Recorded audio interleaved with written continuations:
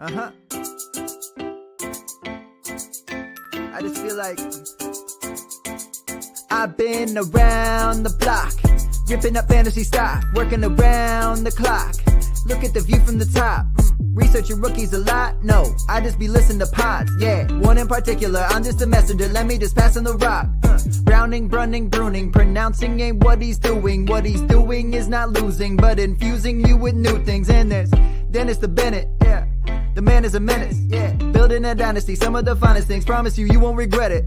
Sly as a fox, cultured in pop. Give him his props. Here is a thought, here is a box, and you cannot compare them at all. So don't even try. Careful with the news, but when you use a take, I take up Tony Fire. I mean Dyer, because anyone else is a huge mistake. Whoa, fantasy roundtable, fantasy roundtable, yeah. Fantasy roundtable, come take a look at the crown, baby. Hey, fantasy roundtable, fantasy roundtable, woo. Fantasy roundtable, come take a look at the crown, baby. Go. Hello and welcome to another episode of the Fantasy Football Roundtable podcast. It is Friday. It is week 14.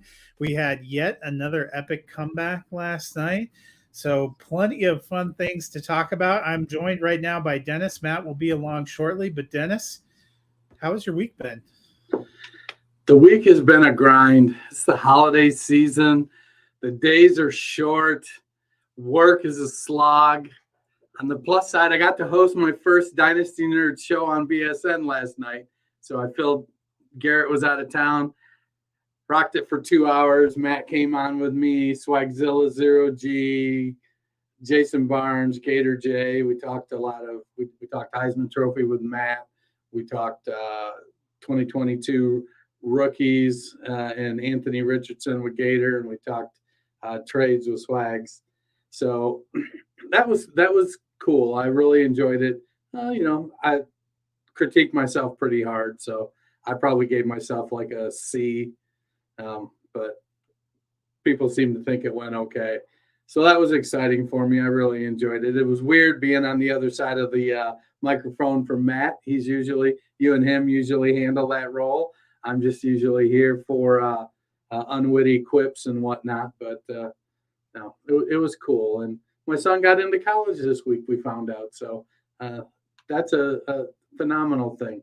So 2023, my money's going to Ohio State in the School of Music. Maybe you can help them buy a win against Michigan. We'll see.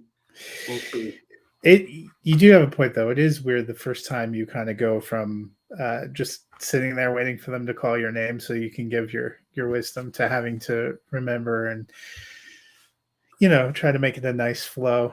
But get the promos, smooth transitions. There was a chat box I had with the producer. I didn't have it enlarged, and he's trying to chat with me going into the first break, and I started fumbling.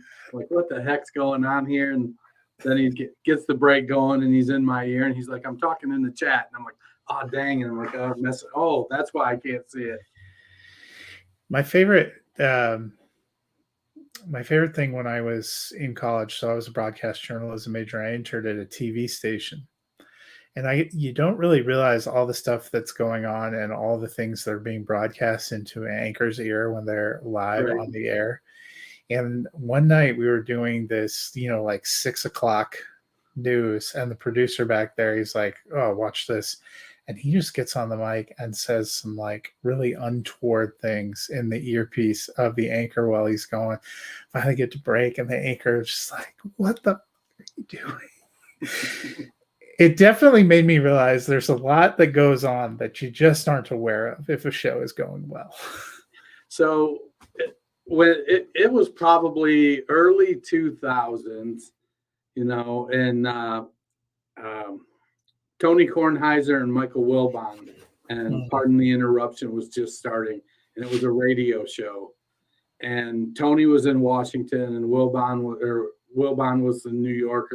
They weren't in the same place, and so they were broadcasting, but listening on the internet, you didn't hear the commercials. You heard them talking during the commercials, and for like the first year of listening to that, there was a whole lot of raucous stuff going on. Like that if you were listening on the internet, you heard Tony get suspended. I mean, you didn't hear him actually get suspended, but when you heard he got suspended, you were like, oh, I was there when he said that. Yeah, he's probably glad how they do it now. They're hardly ever together now. I watch that show religiously every day. That's one of the few things that I still enjoy. When we get back from vacation, sometimes my wife is appalled because I'll watch 6 episodes in a row, and she's like, "Don't you know how these games they're previewing turned out?" I'm like, "I sure do. It's not about the games; it's about the jokes. It's about the friendship, and it's about the camaraderie." Much like those episodes, you never know what you're going to get with them. We never know what we're going to get with Thursday Night Football. And in the case of last night, you weren't with us on Wednesday, but Matt and I were pretty set on what we thought was going to happen. I saw you also took the Raiders, so I'm figuring you were pretty set on how you thought that game was going to go. Matt, on Wednesday, I said I thought Baker was actually going to play because I'd been reading the reports, and I thought the Rams seemed like they were in a desperation place where they were going to play him. And he's like, that just seems so hard to believe. Not only did he play, he actually pulled off the second come from behind 17-16 win in 4 days. It was football. I cannot believe how that game went. You were probably on the air while it was wrapping up, right? I was, I came on in the second half, and it was kind of a boring game up until the last couple minutes. And, I was really, as somebody who rosters Derek Carr, that interception at the end of the first half, that bummed me out. I do have a share of Devontae Adams. And so I thought things were looking pretty good there for a while with him. But I was really pulling for Josh Jacobs. I traded for him for a playoff run, and I know he's got a tough schedule, with last night being one of the easier games he has left on his schedule. And so I was kind of hoping he would step up. But when, I saw Wolford start, and, I know they had said he was going to give it a go. He was a little bit injured and whatnot, and he came out, but he didn't even attempt to pass on the first series. They go 3 and out. And I thought, okay. And then they come out, I look up, and Baker's playing the second series. And I thought, oh, okay, they're going hot hand. I can't wait to see Bryce Perkins on the third series. And they just left Baker in there. And for a while, it was classic Baker Mayfield. 4 for 10 for 30 yards, 6 for 13. He wasn't getting it done. He was, looking. He reminds me sometimes of, I spent 25 years in the restaurant business, and there were some employees that had the cleanest spot in the kitchen, because it didn't matter when you came up, they were always just wiping that same spot.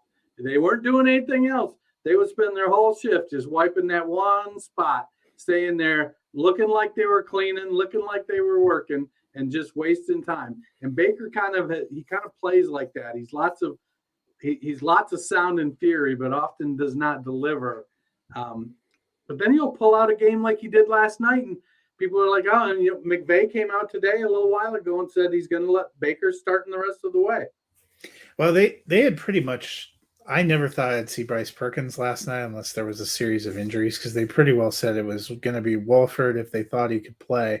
And I'm wondering if he went out there for a couple of plays and told them, if I have to throw the ball, I'm screwed. Right. I wouldn't be surprised if he lands on IR, because when you're talking about neck injuries, that's kind of a little bit dicey. But Baker Mayfield, maybe it ends up being 1 week. I was very impressed with what he did. Kind of makes you question even more what's going on in Carolina. Carolina's a dumpster fire. I actually thought Ben Skoranek and Van Jefferson actually looked decent at times too, which might give the Rams fans a little bit of hope that they might have some depth pieces. If you get back healthier. Cam Akers continues to, he's not incredible, but looks like he's working his way back in there. Their line looks like it's improving a little bit. Yep, coming together a little bit. They need to down to the offensive line. I think a year from now, Cam Akers is going to have more burst and more explosion. I don't think he's going to have more vision, but he'll have more burst and more explosion. And Skoranek and I honestly, with Robinson and Kupp out, I expect more from Van Jefferson than we've been getting. And that's kind of a part of it. It's not necessarily all his fault. He's had Bryce Perkins, who frankly is not going to throw the ball well. John Wolford, who's not really going to throw it well. And Baker is pretty hit and miss with it sometimes. They did connect at the end of the game. And that was definitely good for fantasy if you roster Van Jefferson. But I don't know what I'm tempering. To me, I think the perfect situation is Matt Stafford gets healthy. Baker Mayfield backs him up next year. Yeah. Maybe the year after. I think Baker needs to go the Jameis Winston route and just say, hey, I'm in a good situation now. And no, I'm not out front, but I'm in a good situation and I'm going to bide my time. And when Matt Stafford retires, then I'll take over and we'll see what happens. Didn't totally work out for Jameis Winston. Well, I got the shaft a little bit there. I get the theory. Maybe he'll get to play at the end of the season. You never know. On the flip side, the Raiders came in 5-7 on a hot streak, on the cusp of kind of climbing back in the playoff race. This is another kind of dud of a game where we see them blow a huge lead, which they have done 4 times now this season. Does this kind of end any talk of the Raiders working themselves back in the playoff picture to your mind? Yeah, I think so. It was an embarrassing loss. Josh McDaniels, coach, not to lose. He had every opportunity to just apply pressure. I mean, the Rams didn't have Aaron Donald. Their defense is still okay without him, but he's definitely a presence. But to me, I feel like McDaniels just he's synonymous with embarrassing losses. Yeah, is he? Yes. I mean, the only thing that pisses me off is that I thought for a moment the Raiders were actually coming around. I was like, you know what? Maybe they're actually going to. No. Well, I wonder, though, if – and I don't think McDaniels is going to purposely lose games. I can see, he's not going to play aggressively. I could see that happening. But it almost feels like he's going to go get a quarterback next year that Carr has done. And whatever that means for Devontae Adams and his Derek Carr reunion, that could create a real firestorm in the locker room. I don't see them going and making a change at quarterback. They can't really afford it from a cap perspective. And I don't, it's weird if you're going to blame all this on Derek Carr. That feels a little weird to me. Yeah, I don't think it's necessarily accurate. I just think it's, what head coaches do. Well, he's not going to be happy until he's got Brian Hoyer or Jarrett Stidham. I understand. That's somebody who lived through Kyle Orton and Brady Quinn. Anyway, let's move on to the rest of the exciting Week 14 slate. There are 6 teams on a bye, so there are a few less games on this Sunday, but there are some really important matchups. Starting with the first one out of the box, the 7-5 New York Jets travel to take on the 9-3 Buffalo Bills. Earlier this season, Dennis, the Jets pulled off a 20-17 win over the Bills at home. That was with Zach Wilson under center. Now they have Mike White. What does Mike White need to do to get a win here? I think he needs to play within himself. The Buffalo Bills have a pretty good defense. But Mike White's kind of trending like he did last year. Flashy start, starting to fade. He's already 0 touchdowns, 2 interceptions last week. He had good yardage, but, he turned the ball over and didn't score any touchdowns. I think that's definitely something that has to be – you have to keep that in mind. I'm doing my best to not start any Jets this week because I'm nervous. It's hard to not start Garrett Wilson if you roster him, though. He's about the only one I think I Yeah, would, because their Donovan Wright backfield is has been tempting because the running game is playing well, but that offensive line is missing a lot of key parts this year. Uh, but Garrett Wilson's kind of channeling his inner DeAndre Hopkins. Some of those plays last week, he's a skinny dude and he's strong and he's getting the ball and he's taking it away from people and he's bouncing off them and running it. Some of those plays last week, that's what he looked like to me was DeAndre Hopkins. And I was like, wow, I would have never coming into his rookie season. I don't think anybody was like, oh, my comp for him is DeAndre Hopkins. But I don't know. Maybe that's the style he's playing now. If he can keep channeling that, he's going to make some plays, and maybe they can be competitive.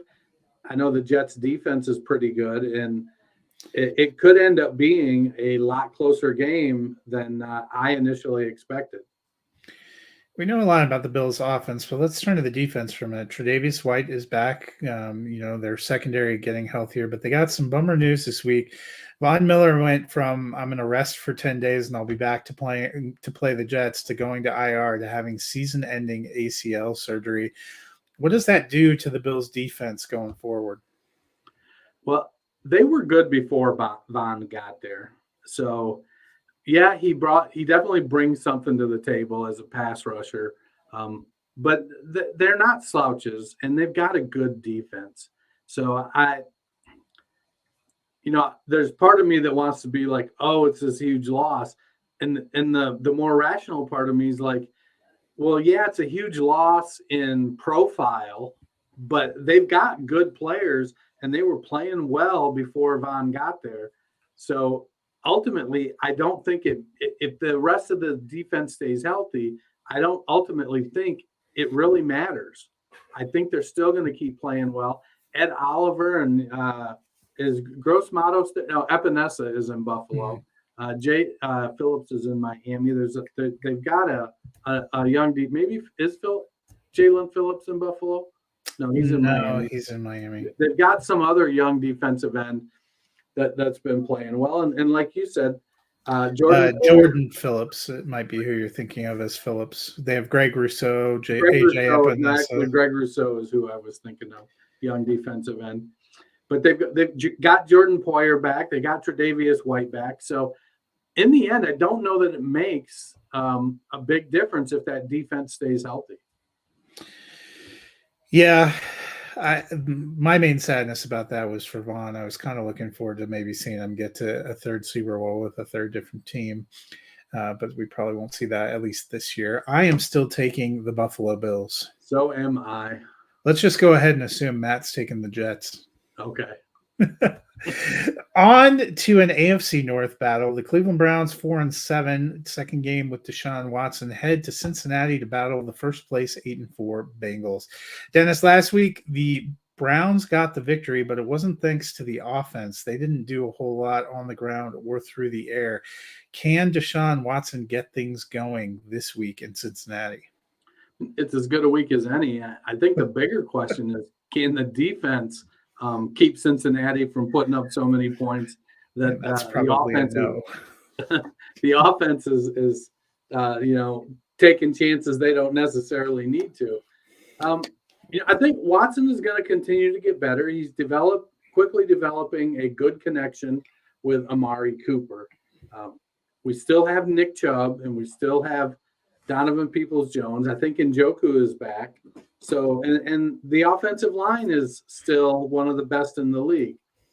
Yeah, unfortunately, Amari Cooper is questionable. I still think he's going to play, but that's not great news for Watson either.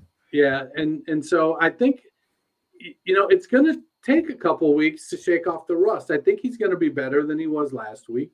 I think the team is going to get used to playing with him. It's kind of hard. They haven't had a lot of time together. And so there's adjustments, not just for him, but for the rest of the team. So I like Watson. I don't think they are going to beat Cincinnati.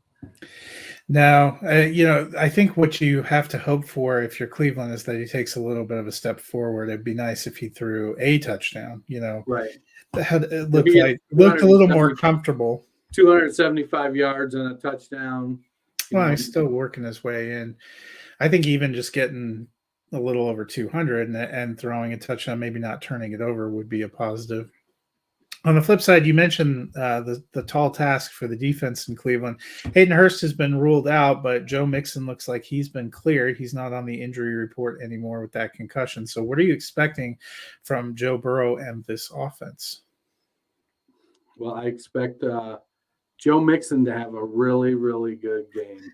He's had a couple of weeks off. He's fresh, going against one of the worst rushing defenses in the NFL. Joe Burrow and T. Higgins, and who's a little bit dinged up, and Jamar Chase, Tyler Boyd, they're going to keep doing what they're doing. The Cincinnati offensive line is much better than it was last year and better than it was at the beginning of this year. Still has some way to go to get up into the same category as Cleveland. So I do think Cleveland will be able to get some pressure on Joe Burrow. What we've seen, though, is Burrow is good under pressure. So if they're not able to sack him, there's a chance that he makes some big plays, and that's going to put pressure on Cleveland's offense. I think Cincinnati is just tuning up for a playoff run. They're going to try to make sure they keep everybody healthy. They're going to win games. I think they take over first place in the AFC North this weekend. On that note, I am taking the Bengals. So am I. Now for the Battle of Texas. The 1-10-1 Houston Texans travel to battle the 9-3 Dallas Cowboys. Dennis, they have decided to bench Kyle Allen and put Davis Mills in this week. Brandon Cooks and Nico Collins both have been ruled out. So does that really matter? It depends on what you're qualifying. Brandon Cooks and Nico Collins are I better. meant Davis Mills is back. Does it really matter since he has no receivers? They are better than, Philip Dorsett and Chris Moore and Amari Rodgers. That is for sure. However, Dallas's defense is a monster defense, and they give up the seventh fewest fantasy points to running backs. So it's going to be a tough game for Dameon Pierce, which means Davis Mills in his return to glory is going to have to throw, to a bunch of clowns playing wide receiver and hope stuff happens. Brevin Jordan did pop off a little bit last week. He caught, I think, 3 passes. There is some opportunities there. They don't have the horses to compete with this Dallas team. The only way they have a shot is if Dallas is looking so far ahead that they just completely forget what they're doing and stuff. I mean, did you see the hurting they put on Indianapolis? Holy crap. That could be the first. They really only did that in one quarter too. So. Yeah, if that's the first quarter here, it could end up it could really end up being very good for Dameon Pierce, because if Dallas jumps out to that huge lead and then they start to try to rest players, then maybe Houston, in response to say, hey, respectfully, we'll run the ball instead of throw it and pretend we're going to come back, because we know we're not. We're really playing for draft picks. And so maybe Dameon Pierce actually ends up having a good day of sorts. I'm definitely not calling a 150-yard day or anything, but if he could get 80 yards and maybe a touchdown, 80 yards and 3 catches or something like that, that would be a game that gives me hope for Dameon Pierce, but it's likely to be ugly. Knowing Houston, they'll probably let Davis Mills throw until his arm falls off for no apparent reason. On the flip side, we saw Michael Gallup. For 188 yards. I know.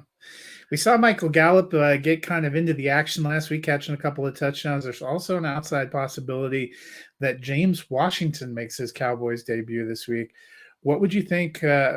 What are your expectations for Gallup and possibly James Washington? Well, I think James Washington is what he's always been. He's Deshaun Watson-esque. He's a deep threat. That's what he did in Pittsburgh. That's Deshaun what Jackson. he was.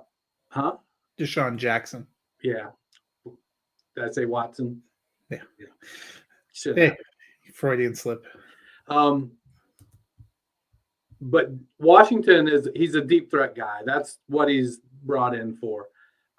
Gallup, who is also a deep threat, but a better route runner, I need to see him be less touchdown dependent. I'd like to see him get more volume. If we can close the gap, I don't want you taking any of CD Lamb's 12 or 14 targets away, but maybe give Gallup 6 or 7 targets instead of 3 or 4 targets to kind of give it a little more balance there. Gallup is a flex play to me. He's a lower end flex play right now that you're hoping scores a touchdown. He could get you 2 for 27, or he could get you 2 for 27 with 2 touchdowns. It's kind of a big game. Probably looking to see those guys continue to take a step forward so they can feel better about not signing OBJ. Probably the best news. I feel great. I mean, I want Michael Gallup way more than I want OBJ. Well, and probably the best news for Dallas is they've designated Tyron Smith to return from injured reserve, which would make a big difference. I'm just going to assume you're taking the Cowboys, so I'm going to ask you a different question. The current line is Cowboys minus 17.5. That's still not a big enough line for me to take the Texans. What would the point spread have to be for you to start considering taking Houston after what we've seen Dallas do to Minnesota and Indianapolis? I think that's a reasonable line. I mean, it's a reasonable line. I still am not taking Houston. I don't know. It's what it. So when I've bet college in the past, and that's where I'm used to seeing these gargantuan lines, and it's just simply so many things got to go right. And while they likely will, you have to be careful of the, I don't want to say it's a gentleman's agreement, but, there's some teams will go out of their way not to, embarrass the other team and run up the score because they know at some point the tables are going to turn. If it, to me, I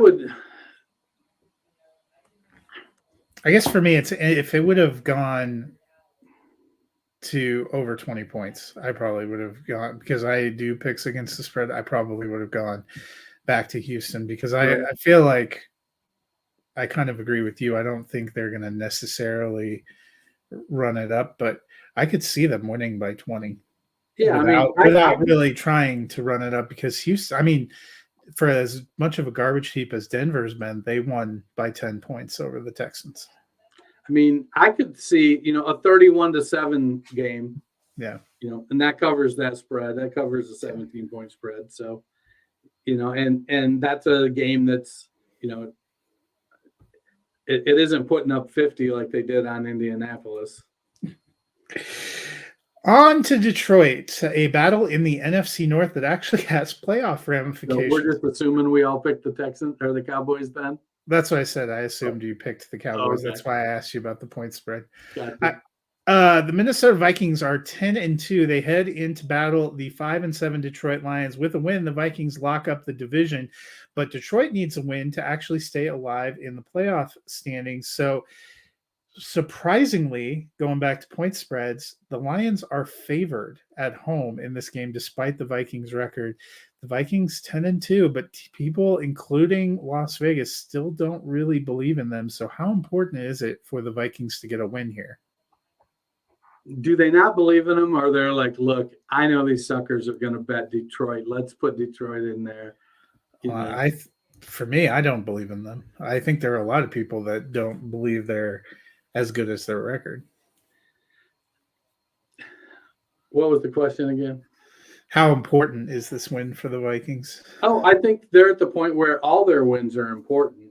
They're chasing Philadelphia, and being chased by Dallas. So it's a situation where they've got to keep stacking wins to make sure that they keep their confidence.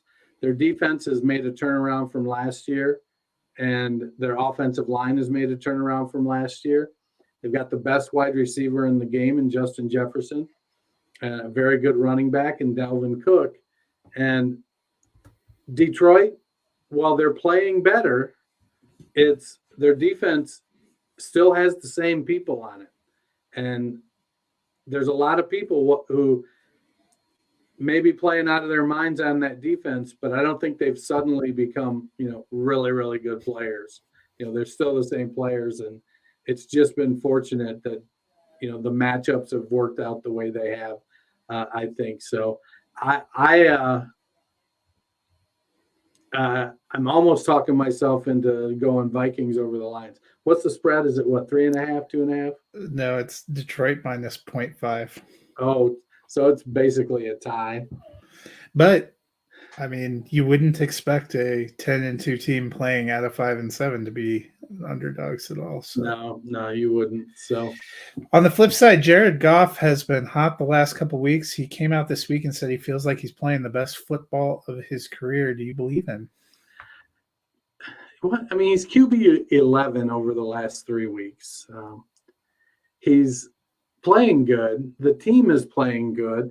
It's funny how it coincided with DeAndre Swift getting healthy and some of the other wide receivers coming back, Josh Reynolds and DJ Chark. You do have to have players. Yeah, you certainly do. That's probably one of the realest things I've heard all day. I like what Detroit's doing, and Jared Goff seems to be the right guy for that offense. In part because they've got a great offensive line, and they're giving Goff the time he needs to operate. He's not going to run the ball. I think quarterback 11 is his ceiling. I don't know that he can maintain that for a whole season. He's probably more of a QB 15, 16 type. He's kind of Kirk Cousins-ish. So you're saying this week that starting quarterbacks are going to be like that Spider-Man meme? Yeah, exactly. And I agree with him. I think he's playing probably as good as he has been. But he's just not a guy. He isn't going to put that team on his shoulders and carry the team. He needs to have all of his weapons up and running well. We saw it in the beginning of the season when it was just him and Amon-Ra St. Brown and Jamal Williams doing what he does.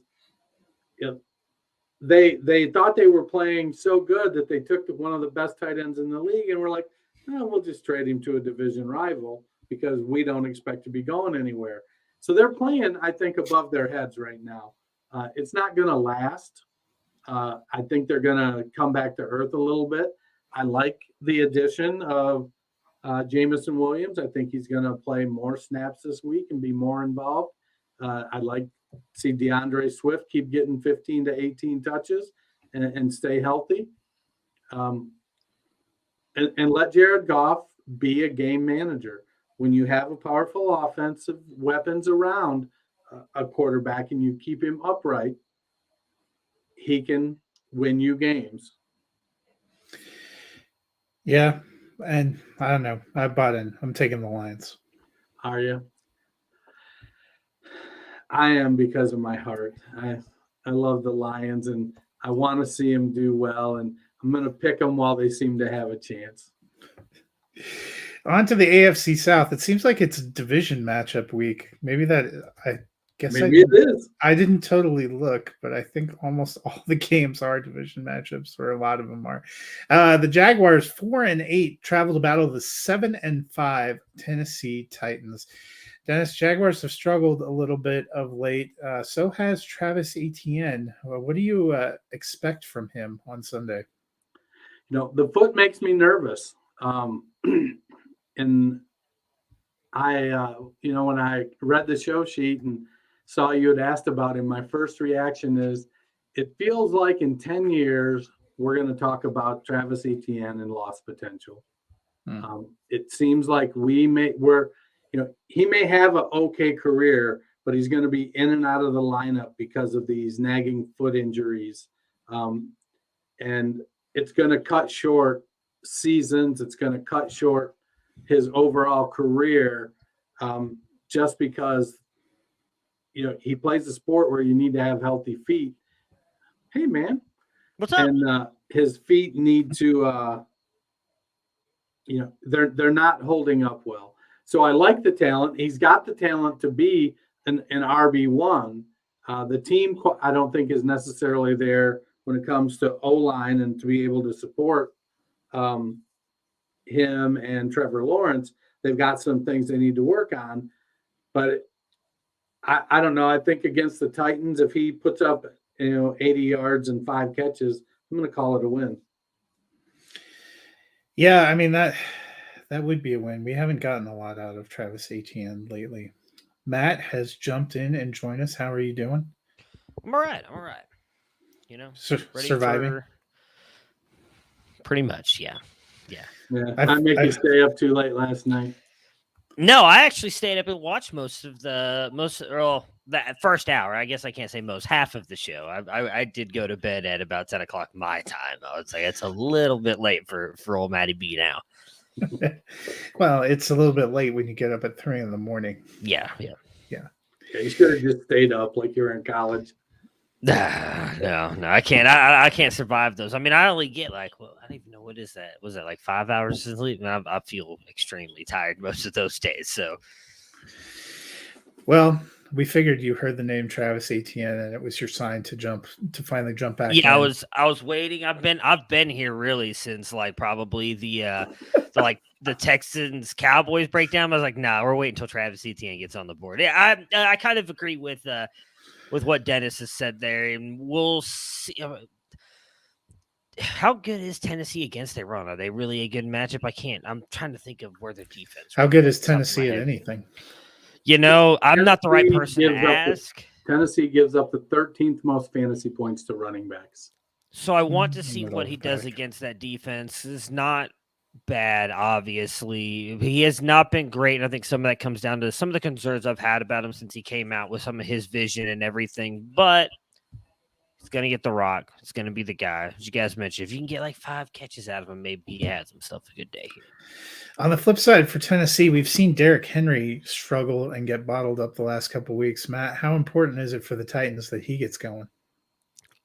It's huge. He is their offense. That offense really kind of works and runs through Derrick Henry. So if he's not having a good day, we've seen Ryan Tannehill struggles, especially not having an A.J. Brown right now. Treylon Burks is still banged up. He doesn't really have that alpha to go to without Derrick Henry. That offense, it really has nothing. I think it's not unfair to say that Ryan Tannehill, while good, is not an elite playmaker at the quarterback position. So not having Derrick Henry to rely on, I think, is a big deal for that offense. Yeah.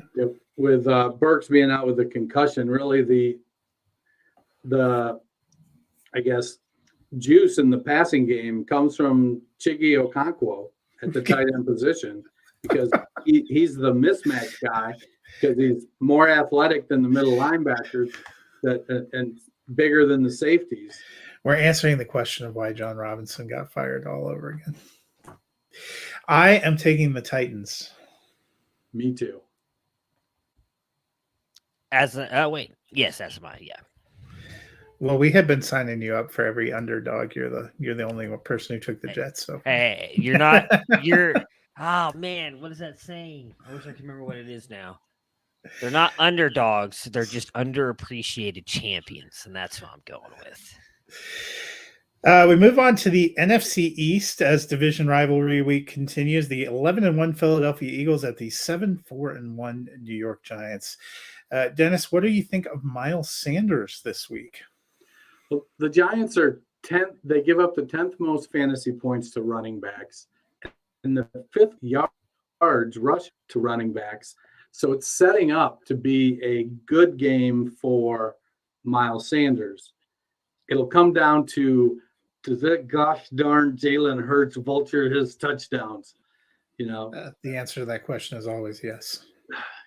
Not always. I mean, Sanders had 124 and 2 a couple of weeks ago. So it's, I think as Jalen Hurts elevates his game and stops defaulting to the run as, his primary mechanism of matriculating the ball down the field, it is opening up the running game for Miles Sanders. He's having a really good year. But the thing is, Sanders, they get down there and Sanders has got to get in on the first try, because if he doesn't get on the first try, then it's like, okay, well, we got to do something different. Sometimes that's bringing Kenny Gainwell or Boston Scott.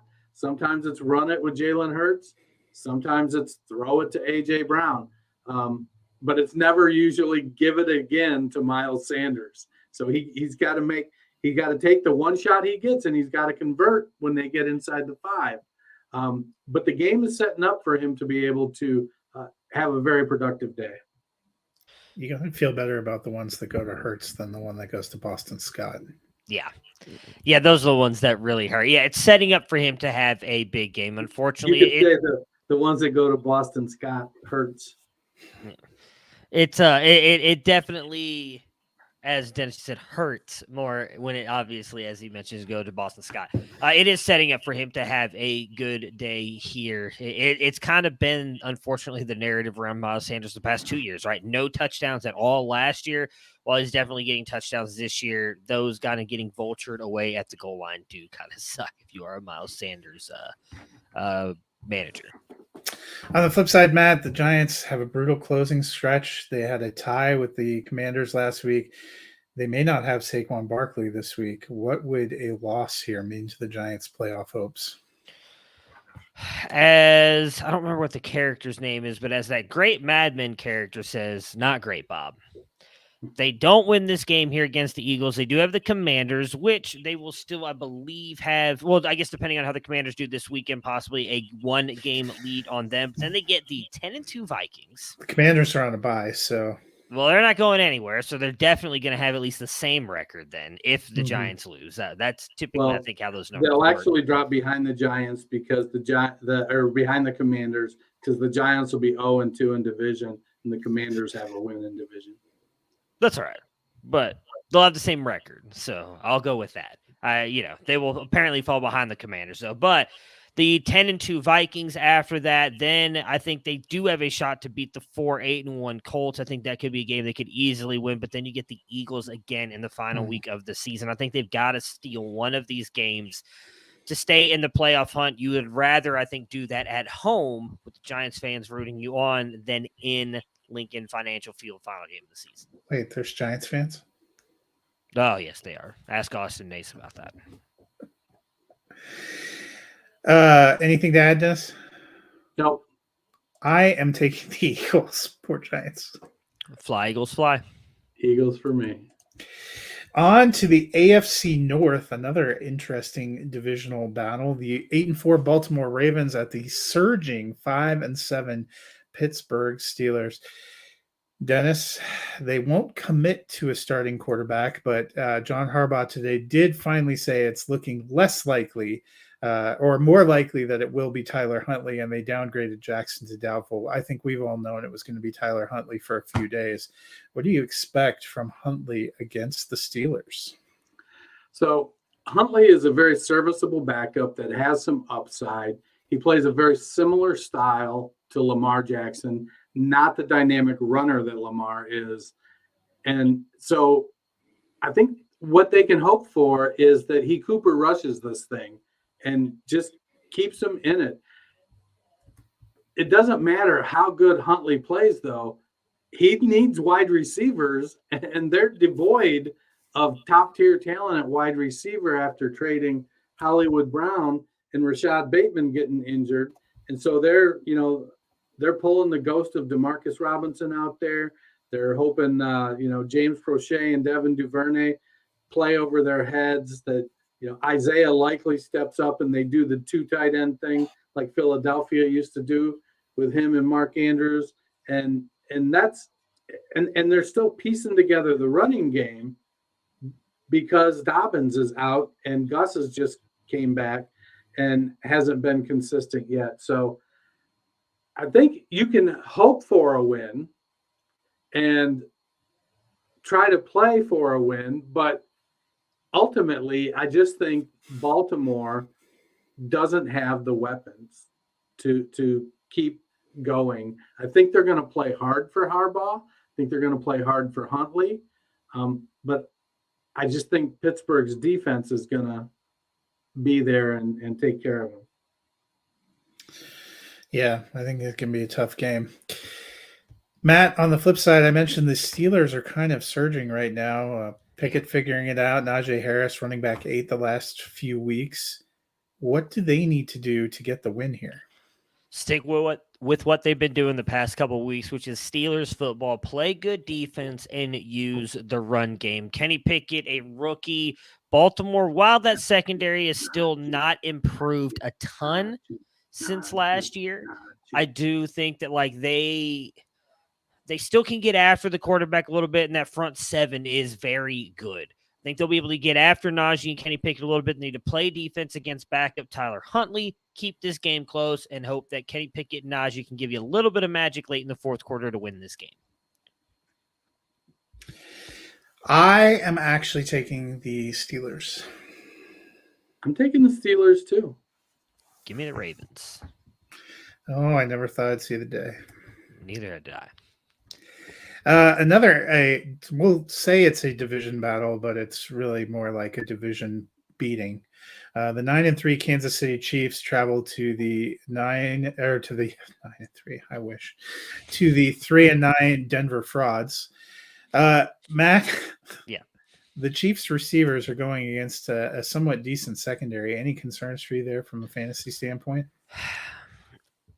Unfortunately, not really. I think that Denver will be able to keep it close. I think we've talked a lot about this, unfortunately. One of the best defenses, you could argue the best defense based on the statistics in the NFL. But I think with as explosive as Kansas City's offense is, and how often I expect Russell Wilson to stall on offense and give the ball back to Patrick Mahomes, that at some point in the fourth quarter, this is probably going to break open a little bit more than some of these other games have. They've done such a great job of keeping these games close, haven't been able to pull out these wins. I feel like this is going to be one of those games where Kansas City pulls away late in the fourth quarter.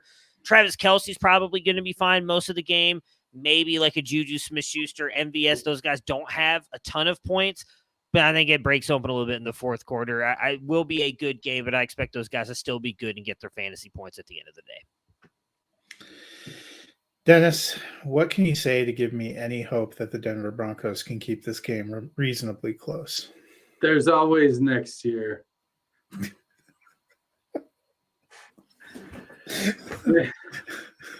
So unintentionally mean. Well, my note actually said, doing my best Randy Jackson impersonation. That's a no for me, dog. That's more honest, yeah. I mean, Sutton's out. Russ sucks. There's no juice in the backfield. It's going to be a heavy lift. I think they can score. I don't think they can score a lot, but I think they'll score. You know, Kendall Hinton is coming on and playing well. You know, Jalen Virgil's a guy. Actually, like Brandon Johnson. Yeah. Again, these are like not inspiring household names. I mean, Latavius Murray, he's a grinder at running back, and he's going to get his, 17 carries for 47 yards. Yeah, like 3.3 yards a carry, and probably fall into the end zone at some point. Greg Dulcich gives you hope because he's really good at tight end. The offensive line needs to come around. The wide receivers need to stay healthy. I mean, there's been like 6 snaps the whole season, I think, with Sutton and Judy on the field together, it feels like. So would it just be easier to list what the Broncos are good at? Because I feel like you just listed everything. I feel like everything needs to be improved. That's a non-existent list. They were good at. Yeah, that's a non-existent.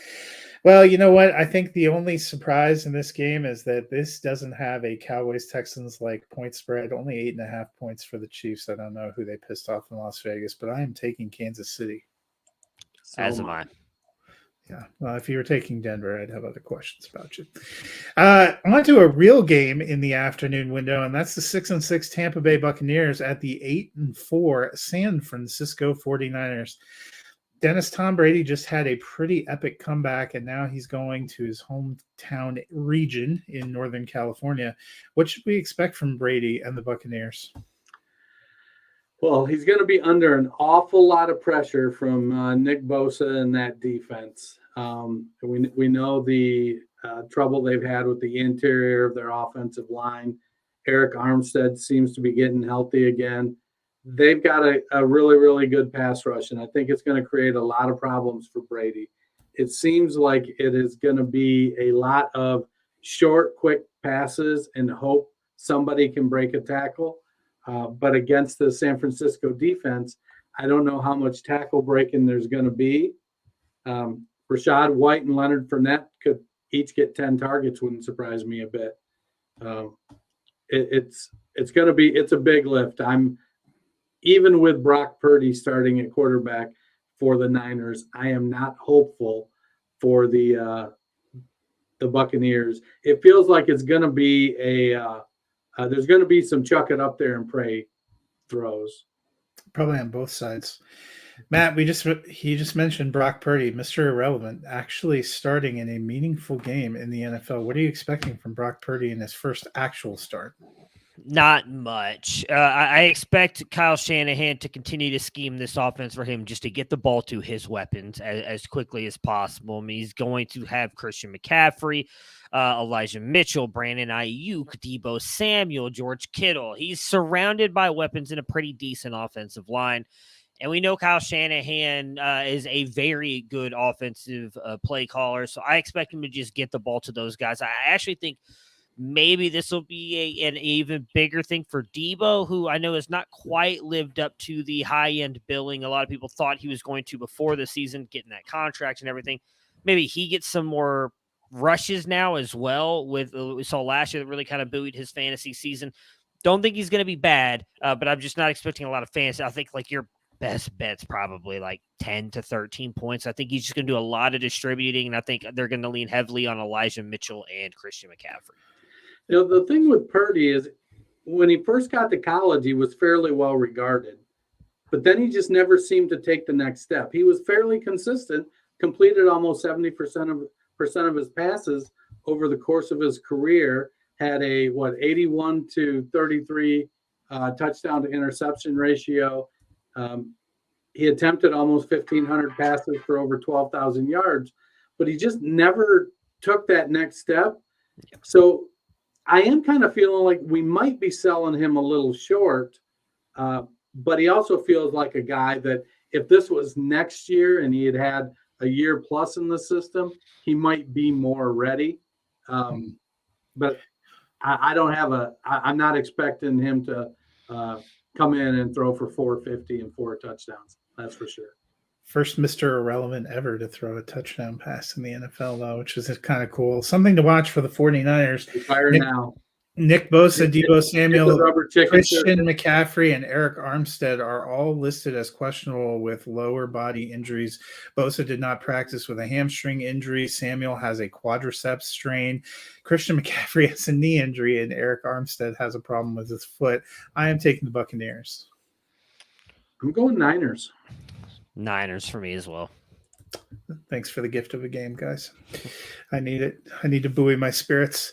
Now on to a non-divisional matchup, and I bet they regret that that they didn't go division here. This is the 4-8 Wonderkins from Carolina taking on the 7-5 Seattle Seahawks. Matt, now that Sam Darnold is back at quarterback, do we like DJ Moore again? I don't care. I guess so, yeah. He's definitely been better with everybody but Baker Mayfield, and when he's not in my lineup. So guess what, folks? Baker Mayfield only has eyes for Van Jefferson, guys. DJ Moore's not in my lineup this week, so he's definitely going to go off for you. I'm helping you guys out. I'm officially knocked out of playoffs in the one place that I roster DJ Moore, so I'm benching him for you folks watching. You're welcome. play it, put him in your lineup. So I think he'll be fine. Like I said, he definitely seems to thrive when anybody besides Baker Mayfield is under center, and Baker Mayfield can no longer hurt that man. So I am here. Challenge accepted. Challenge accepted. Yeah. I think that Sam Darnold came off the injured list and walked up to DJ Moore with a football and said, DJ, show me on here where Baker hurt you. He just took the ball and hit it, and that was how he hurt him. Dennis, on the flip side, Ken Walker, questionable, hasn't been able to practice this week. DJ Dallas, also questionable. There's been a lot of pictures of a ripped Travis Homer with his shirt off on Twitter lately, which is never a good sign. But how are you feeling about the Seattle backfield? And, Travis Homer had a couple decent seasons in college. He didn't break the 1,000-yard mark. He's been mostly a special teamer and a fill-in for Seattle since he has gotten to the league. He's a good pass catcher. He runs hard. He's kind of in that Austin Eckler size, maybe a little taller, but about the same weight. He doesn't have the running juice that Ken Walker has, but I wouldn't be surprised if he had a great game against Carolina. He's going to be relatively fresh. He's been out dealing with a little bit of an injury, hasn't played a lot even before that, except on special teams. So it's a prime situation for him to perform well. I put in a couple waiver claims for him and some spots where I'm a little bit desperate. And I think if you need to start him as a flex play this week, you could probably do worse. I am taking I know the that's Seahawks. not a ringing endorsement, but 6 teams on the bye, and with the injuries we've had, that's probably about as well as you're going to do. I'm taking the Seahawks. so am I. Same with me. NBC flexed into a good one on Sunday night. The 8-4 Miami Right. Dolphins traveled to Los Angeles to battle the 6-6 Los Angeles Chargers. Dennis, do the Miami Dolphins need to get more out of their running game? Well, it depends on what you mean by more. Like, do they just need to have a lot more yards from the 8 carries they gave their running backs last week? Or do they just need to run the ball more than 8 times? I mean, you can't get much out of your running game if you only run it 8 times a game. And so I'm not sure, there's a clip going around Twitter of Mike McDaniel walking up to some players and going, hey, guys, that's on me. I effed up. I don't know if he's referring to only running the ball 8 times last week or if that was some other game. But you can't get more out of the running game if you're not running it. I do expect maybe a little bit of correction. When you've got Tyreek Hill and Jalen Waddle, you're never going to overcorrect. It isn't like all of a sudden they're going to only throw the ball 12 times. They're still going to be a throwing team with those weapons. But I think they want to run the ball 25 times too. And between Jeff Wilson and Raheem Mostert, they've got the guys to split up that kind of workload and be productive with it. So, yeah, I do expect more out of the running game this week. I don't think that either of their backs probably breaks 100 yards, but I could see their lead back getting 65, 70 yards and a touchdown. Matt, on the flip side, the Chargers came into this season with a weight of expectations, and they haven't really met it. A lot of injuries along the way, but they're 6-6 right now. Daunting closing schedule. If they cannot make the playoffs, is Brandon Staley in trouble? I do think he's in trouble. I almost think he may be in trouble even if they make the playoffs and are one and done. There was a lot of talk early on that he might get fired because of some play calling. It's definitely a double-edged sword, right? I mean, there's a lot of times that he's gone for it on 4th down in his own territory and it has not worked out. And maybe that didn't cost them some games, but it does feel like it's cost them others. I don't know that you can necessarily blame him for the injuries that they've suffered. I still don't think Herbert's right with the banged up ribs. He has not looked the same most of this season. So I don't know if it's fair to put that on Brandon Staley, but as the head coach, that kind of responsibility falls on you, I think, regardless whether it's your fault or not. So I think even if he makes the playoffs, there's a realistic shot that he could, unfortunately, well, I shouldn't say unfortunately, because I don't know if I want to be the Chargers head coach. I think there's a realistic shot he gets fired regardless of what happens. I don't know. I feel like he may get fired, But at some point, teams got to go, hey, what can he learn from this and how can it make him better? I think he's a pretty good coach, and he has dealt with a lot of things, and he's made a couple decisions, but I don't think he's lost the locker room. I think the team is still playing hard for him. So I think I don't think it would be the right move to move on from him, even if they don't make the playoffs. I think he should have a chance to fix it. Yeah, there's so much pressure to win, and after the way they kind of faded and missed the playoffs last year, and the way they've played this year, I think that there have been some rumblings before. I am taking the Dolphins. So am I. Give me the Chargers. Somebody is trying to avoid that back tattoo. This is the back tattoo game. I don't know why I didn't think about that. It is. On to Monday Night Football, and in comparison to some of the games we have on Sunday, this isn't quite as exciting. The 6-6 New England Patriots travel to battle the 4-8 Arizona Cardinals. Matt, we have 6 teams on a bye and some other grim quarterback options for teams that are playing. How do you feel about Mac Jones this week? I don't know. I feel like if you're really that desperate, you'll be okay. Like I think he's got a shot to get you like maybe 14 or 15 points. But even then, I just don't know. Like Arizona gives up one of them. I believe they're like the 4th or 5th in giving up points to the quarterback. So it's at least a good matchup for him. My issue, I guess, with Mac Jones is he doesn't have the weapons around him to really take advantage of that matchup. So I don't know that he'll be able to do it. But if you really need to rely on him, like I don't think he's going to get you 8 points. I imagine he'll be in the 15, 16 point range. So probably like a low end QB2 at best. I mean, with the way this quarterback landscape is shaping up, that might be a mid to upper tier QB2. Fair point. Dennis, the Cardinals usually start hot with Cliff Kingsbury and fall off a shelf later. They did not start hot this year. They're now sitting at 4-8. Is there any way for them to climb back into this playoff race? I mean, there's a shot, but they've got to go on a run. And, they've got Hopkins back. They've got Hollywood back. Rondale Moore and Greg Dortch fill that other role pretty equally well. James Conner is back and playing well. So they do have a shot. Their defense has to step up and play well also, so that Kyler I think what holds them back sometimes is Kyler has to play hero ball to pull out wins. So, Isaiah Simmons, J.J. Watt, those guys have to kind of step up and hold down the fort and keep the games close or hold the other team off. I think some of it, too, depends on how the NFC East shakes out. If Washington or New York start to fade, I think that kind of opens up a spot for Arizona as well. And, Kyler has to step up and make plays and lead the team. We're seeing more and more instances of him and Cliff being fractured, and I don't think that's good for the team. It's probably worse for Cliff than it is for Kyler, if we're being honest. But they've got the weapons to make a run, to make a push to get into the playoffs. I am taking the Patriots. As am I. I'm going to go Cardinals. Well, that will wrap it up for this week. Hope you guys survive by apocalypse in a crucial fantasy week.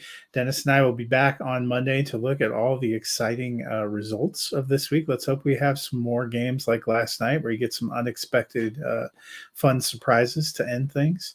So I want to know who in the scheduling office was like, hey, we added an extra game.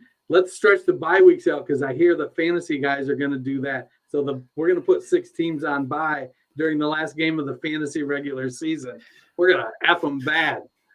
It's not even just stretching the bye weeks out. It's the fact that it's 6 teams this week. Like last time, they've always had it 2. Yeah. Usually in week 13, they had only had like 2. I don't know.